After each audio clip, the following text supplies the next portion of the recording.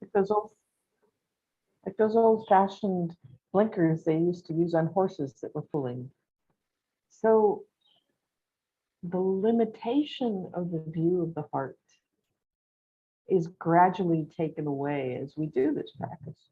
So today we go to all beings, and this is quite a jump, as you know from the metta practice. And from having a personal, story-based compassion for one person, we go to a much less personal and universal compassion. And when we land in this place, we realize, oh, this is the ground of our being. It's nothing special. That's what I was mentioning the very first day, or first or second day, about our as living beings, as human beings, our basic nature is to be compassionate, without any limitation based on our ego, our stories, our preferences. And today in the practice, we won't expand gradually. We'll just go straight to compassion for all beings. There's actually no need to know any specific stories because of that first noble truth. All beings everywhere, without exception, suffer in some way, except for the lucky few who are completely enlightened and then they have unpleasant experiences, but they don't suffer. But they're a very tiny minority. The rest of us, well, yeah, we're subject to suffering. So getting in touch with your own suffering, the way that you suffer, as you have done, is based for, oh, just as I suffer, oh, other people as well. And once we're deeply in touch with this commonality of suffering, the small impediments no longer matter so much. And we see so clearly how suffering is created from ego, as Ekaterina said so beautifully this morning. And so when we have this sense of connection with others, it gives us distance from our own suffering. And we realize we're one thread in a very large cloth, and everybody is with us. So in the sitting today, I'll let you know, I'll give you a sense of time. Begin with yourself, and then after about 5 minutes, we'll go directly to all beings. And don't worry if it feels less specific, the whatever connection you have with all beings. Don't worry if it doesn't feel specific. It isn't. It's just the opposite. It's just without exception.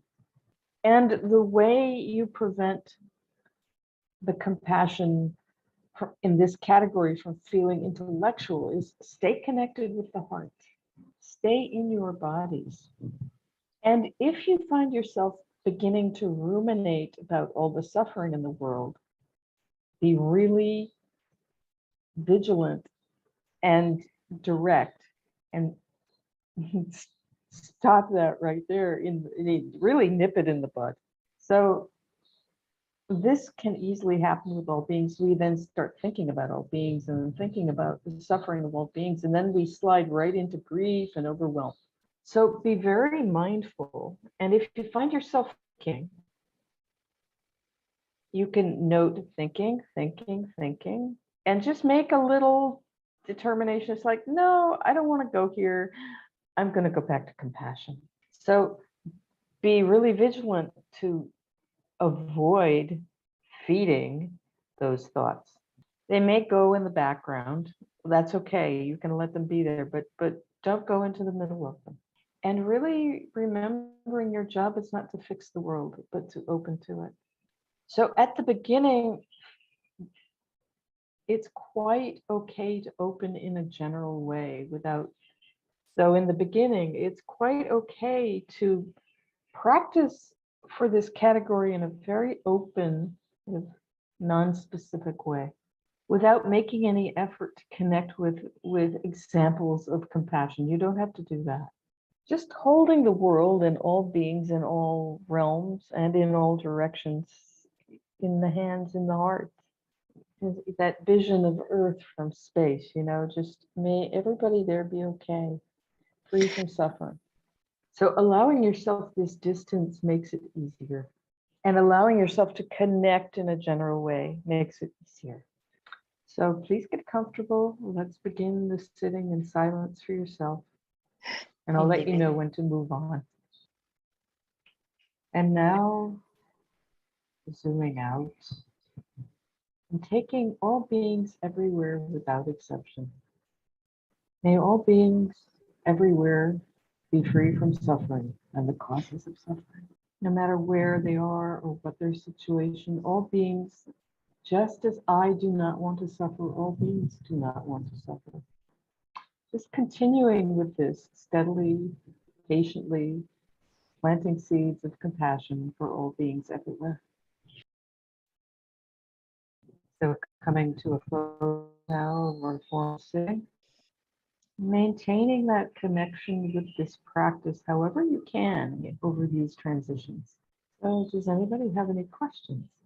Or actually any experiences you want some feedback on? Maybe you don't have an interview today, but something's come up.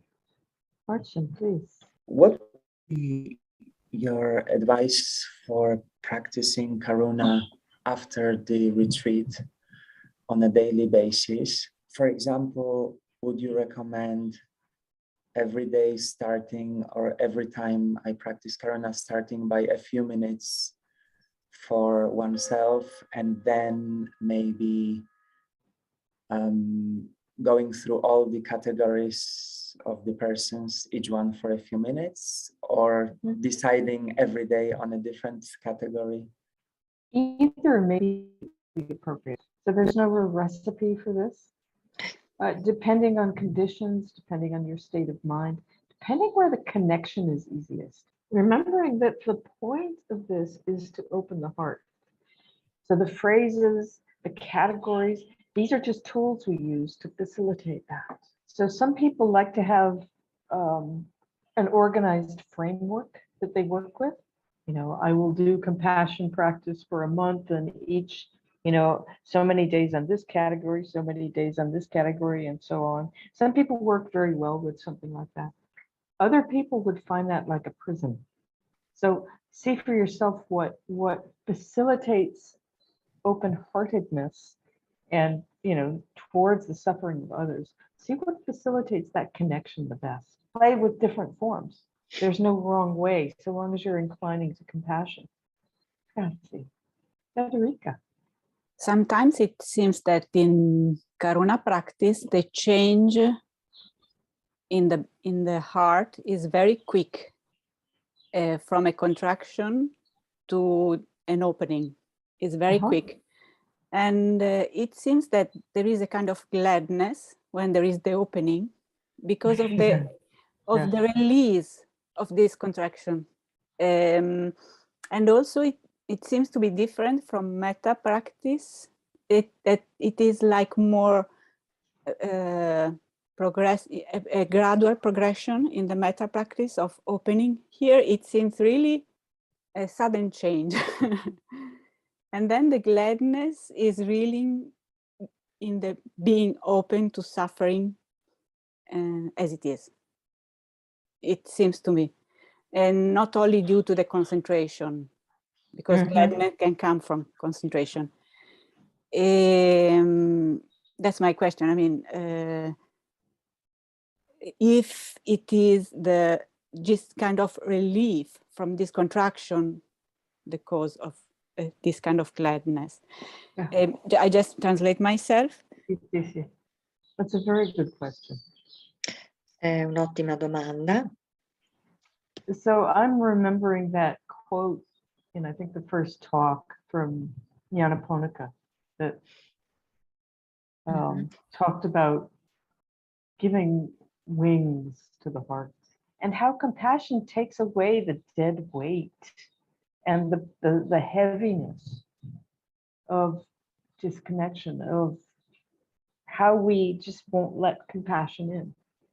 And I love that metaphor because really it does feel that way. It feels like suddenly we are free of all that dead weight. And often it feels like because we've already cultivated metta, the heart kind of knows the landscape of the categories. And so when there is an opening to compassion, it feels, at least to me, more like a remembering. Oh yeah.